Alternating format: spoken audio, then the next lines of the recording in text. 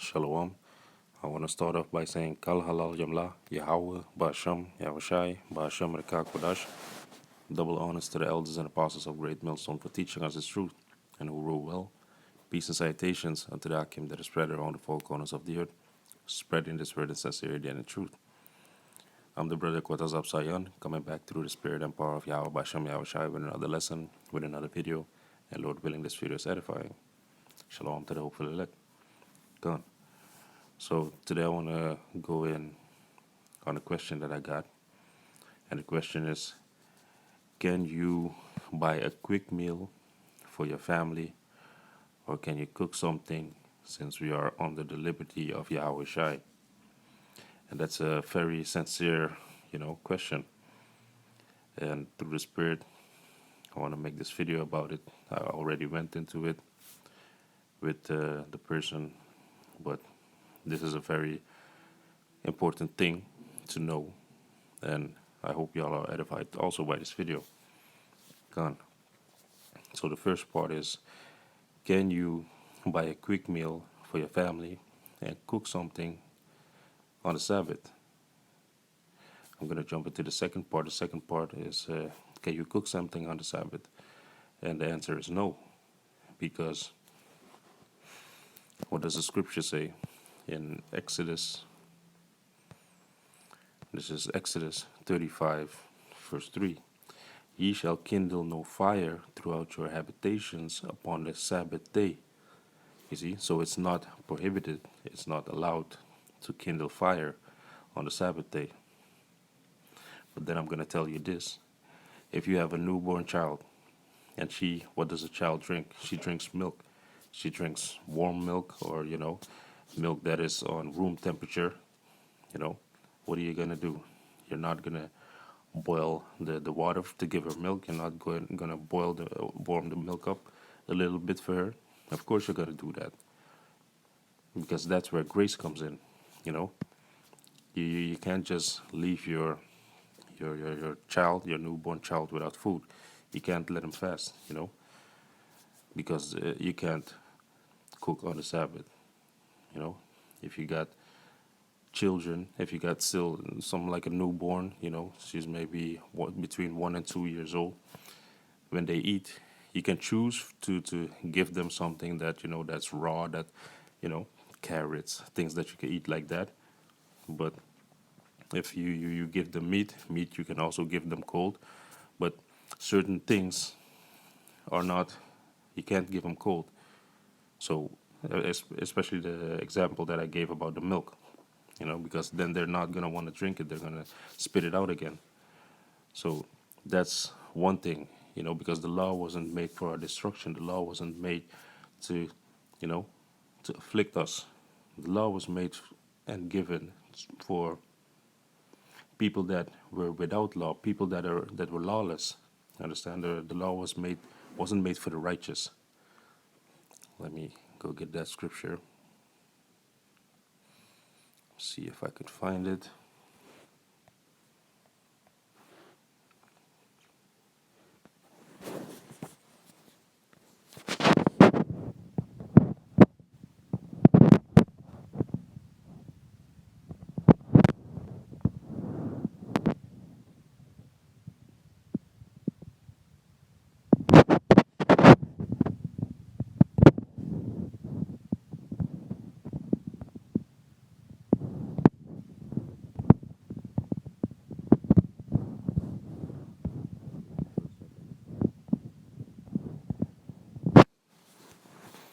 This is 1 Timothy 1, verse 8. But we know that the law is good, if a man use it lawfully, knowing this, that the law is not made for a righteous man, but for the lawless and disobedient. You see? For the ungodly and for sinners, for people that go off, for people that don't want to live godly, for people that don't want to follow God. That's where this law was made for, so that they could be judged, so that if they go off, if they, let's say, for example, that man lay with man, then they got to be stoned. That's why this law was made. It wasn't made for the righteous that do what is good to nature, that is natural to man. No, the law was made for sinners, for ungodly and profane, for murderers of fathers and murderers of mothers, for manslayers, for whoremongers, for them that defile themselves with mankind, as I was speaking about, giving themselves unto vile affections, for men stealers, you see, that's what Esau did. Esau stole the so-called blacks, Latinos, and Native Americans, and spread them all over the four corners of the earth, you know, making them work hard labor, you know, without pay, without using the law. Manstealers, for liars, for perjured, perjured persons, and if there be any other thing that is contrary to sound doctrine. You see? So that's why the law was made. The law was not made to for the righteous. The law was not made to, you know, um, afflict yourself exactly. Because that's the first part of the question where he spoke about can you cook? You cannot cook, you know, for yourself. I would advise you not to cook for yourself. But if you have a newborn baby, you're not gonna let the baby fast, you know. That's not a wise thing to do. So going to the next part of the question, it was can you buy a quick meal? And I'm gonna go to the book of Matthew 12, verse 1, because that's gonna explain it. This is Matthew 12, verse 1. At that time, Yahushai, which Yahushai is the person that everybody ignorantly calls Jesus. At that time, Yahushai went on the Sabbath, on the Shabbat day, through the corn, and his disciples were hungred and began to pluck the ears of corn and to eat. So, what is this?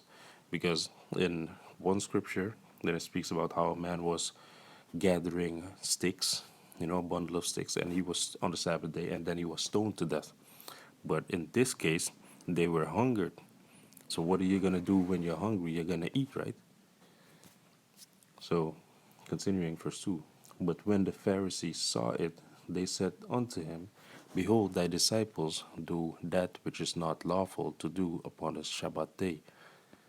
But he said unto them, Have ye not read what David did, when he was hungered, and they that were with him, how he entered into the house of Yahweh, and did eat of the shewbread, which was not lawful for him to eat?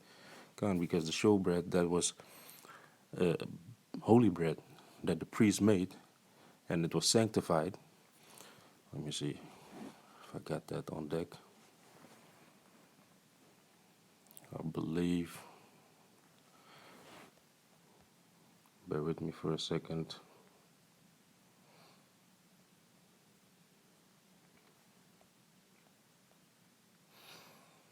No, I don't have it. Let's see if I can find it like this.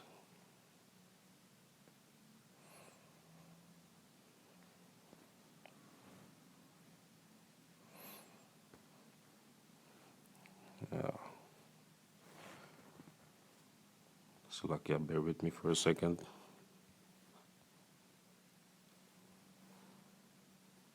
Because it was in the book of 2 Samuel, 1 Samuel.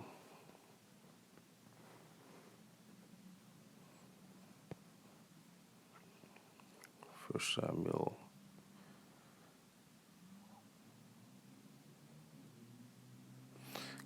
This is the encounter that is spoken of. This is 1 Samuel 21, verse 2. And David said unto Ahimelech, the priest, the king had commanded me a business, and had said unto me, Let no man know anything of the business whereabout I sent thee, and what I have commanded thee. And I have appointed my servants to such and such a place. Verse 3. Now therefore, what is under thine hand? Give me 5 loaves of bread in my hand, or what there is present. So this is what David asked the priest. And the priest said, And the priest answered David and said, There is no common bread under my hand, but this is hallowed bread. If the young men have kept themselves at least from Salakia, if the young men have kept themselves at least from women. And David answered the priest and said unto him, Of a truth, women have been kept from us about these 3 days, since I came out, and the vessels of the young men are holy, and the bread is in a manner common, yea, though it were sanctified this day in the vessels. So the priest gave him hallowed bread, for there was no bread there but the shewbread that was taken from before Yahweh to put hot bread in the day when it was taken away. You see, so David was hungered and he ate from that holy bread. So showing you that when you eat because you're hungered, that's not breaking the law. Exactly when in the Old Testament it speaks about how when a man steals, except it be for to please his hunger, then you can't convict him. You see? So the law isn't made to afflict yourself. The law isn't made for you to have to go into a forced fast. Okay, let me read again. This is Matthew 12, verse 4. How he entered into the house of Yahweh and did eat the shewbread, which was not lawful for him to eat, neither for them which were with him, but only for the priests. Or have ye not read in the law how that on the Sabbath day the priests in the temple profane the Sabbath and are blameless? You see? But I say unto you that in this place is one greater than the temple. But if ye had known what this meaneth, I will have mercy and not sacrifice, ye would not have condemned the guiltless, for the Son of Man is Lord even of the Sabbath day. See? So basically the point was in the first verse that they were in the cornfields and they were hungered and they ate on the Sabbath day. So you can, when you're hungered, buy something to eat, get something to eat for yourself and for your household. You see. So let me go into the next scripture, which is Mark. Now let me go to the book of Colossians. Colossians 2.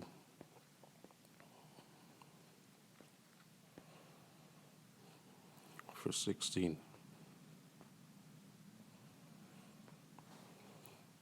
Colossians 2 and 16. Let no man therefore judge you in meat or in drink, or in respect of an holy day, or of the new moon, or of the Shabbat days. So basically the scripture explains that you can't judge a person how they keep their Sabbath days, but you can only show them according to the law, like this is what the law says. So for the rest, you can't judge them, because this is why, verse 17, which are a shadow of things to come, but the body is of Yahushai.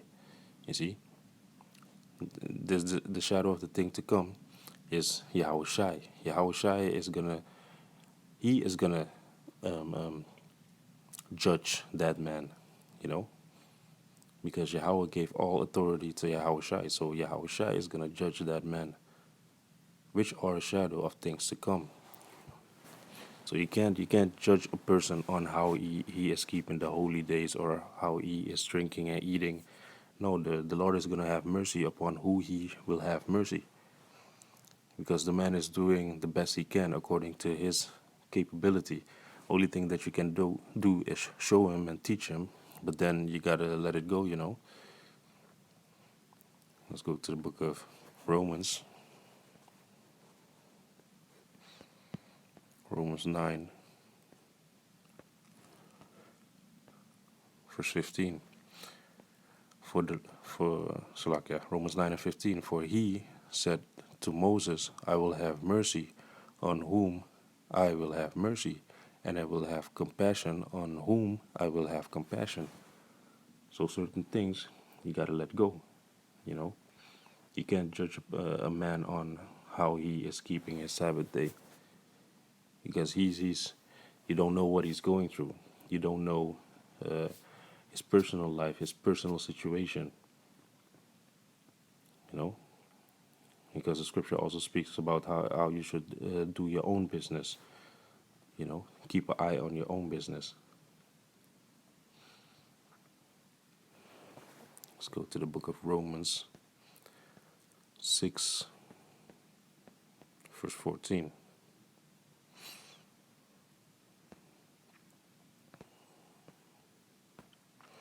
Because you, as a man of the Lord, you're doing your best to keep the law, but you are under grace, you know, if you slip and fall. So you don't have actually the authority to accuse a fellow servant, actually, according to the scriptures, that is. But you know, the scripture also says that when two fall, when you're with two, then when one fall, the other one helps him. You know, the burden of your brother should be as your own burden. You see, but those are things where you help each other. God, this is Romans 6 for 14. For sin shall not have dominion over you, for ye are not under the law, but under grace. So this was the question of the brother, that you know we're under grace. So do we still have to keep those laws? You know, not to kindle fire on the Sabbath, or not to buy or sell. You're going to do the best to your abilities, not to buy or sell. But if it's for food and for drink, you know, then it's allowed. Because Yahushua and his disciples did that. They ate on the day of the Shabbat. And they plucked the corns, the ears of the corns. That's actually work also, but that's work for your belly. You see?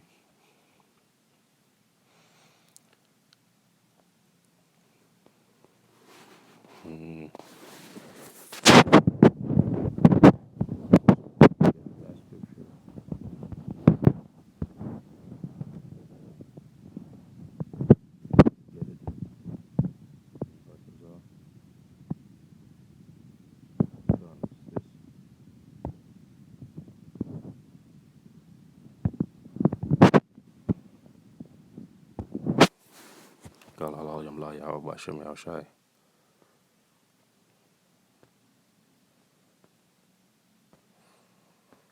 Is Romans 14, verse 3.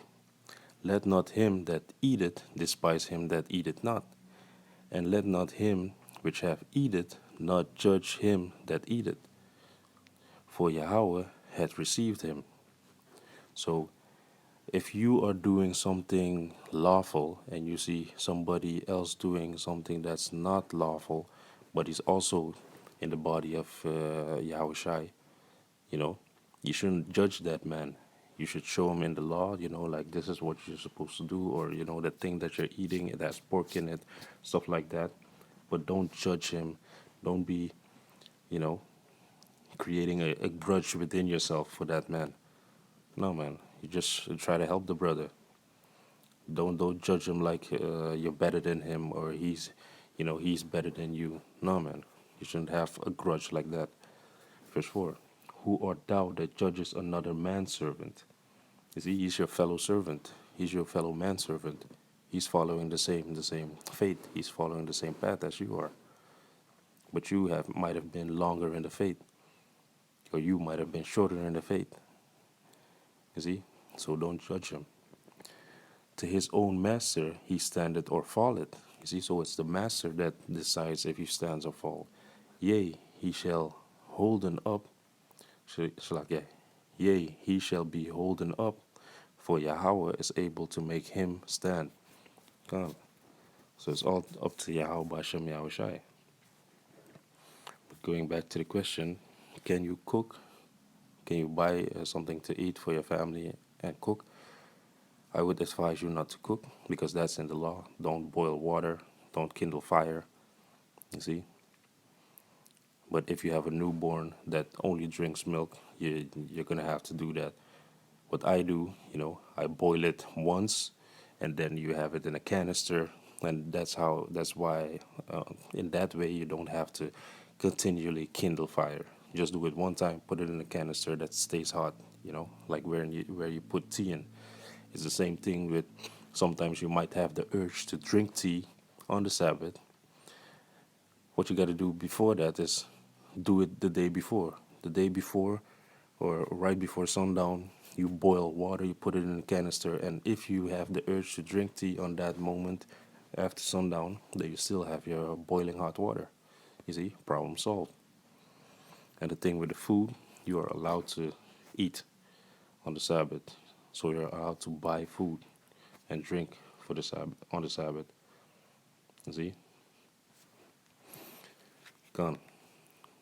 So this was just a quick video on how to keep the Sabbath holy, you know, with food and concerning, yeah, boiling water to cook, and how to deal with food.